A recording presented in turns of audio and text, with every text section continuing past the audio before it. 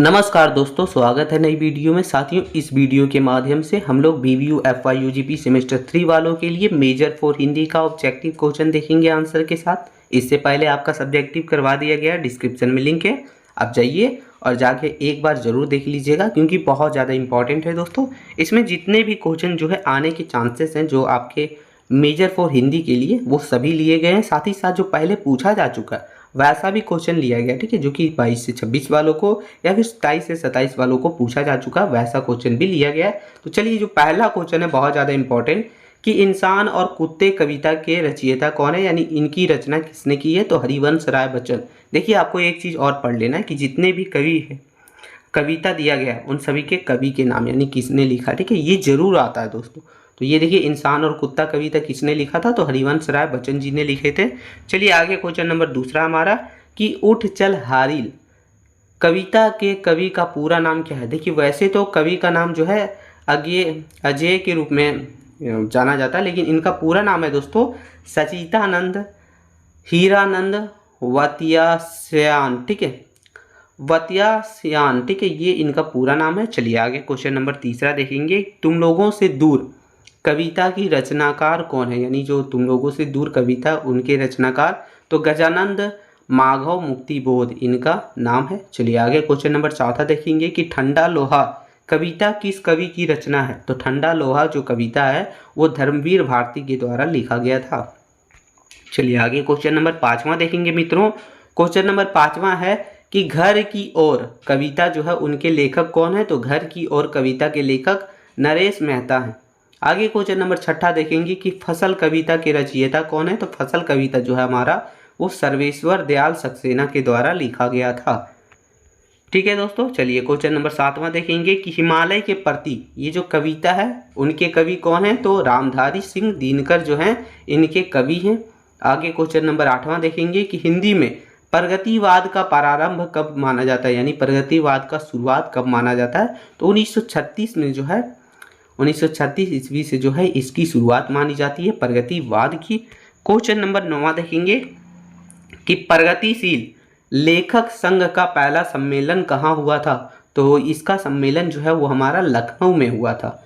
आगे question number 10वां देखेंगे दोस्तों, जो लिखा है कि प्रयोगवाद के प्रवर्तक कौन माने जाते हैं, तो प्रयोगवाद के प्रवर्तक के रूप में अजय जो है वो माने जाते हैं। चलिए आगे, क्वेश्चन नंबर 11 हमारा कि 20 साल बाद ये जो कविता है दोस्तों इसके रचयिता कौन है, या फिर सीधा समझ लीजिए ये कविता किसने लिखी है, तो 20 साल बाद जो कविता है वो हमारा धूमिल, ठीक है, ये कवि का नाम है, इन्होंने ही जो है 20 साल बाद कविता लिखी है। चलिए क्वेश्चन नंबर 12 देखेंगे कि काव्य सरगम के संस्थापक कौन है, जो काव्य सरगम है उसके संस्थापक जो है वो संतोष कुमार चतुर्वेदी जी हैं।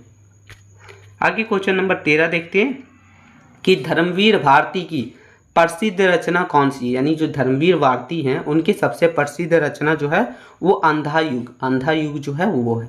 आगे क्वेश्चन नंबर 14 देखेंगे कि काव्य सरगम पुस्तक का संपादन कहाँ से प्रकाशित हुआ है, तो ये पुस्तक का जो संपादन है वो प्रयागराज से हुआ है, यानी कि प्रयागराज से जो है इसका संपादन प्रकाशित हुआ था। आगे क्वेश्चन नंबर 15 देखेंगे दोस्तों कि जो कवि धूमिल है, जो धूमिल जो कवि हैं उनका पूरा नाम क्या है, तो इनका पूरा नाम है दोस्तों सुदामा पांडे।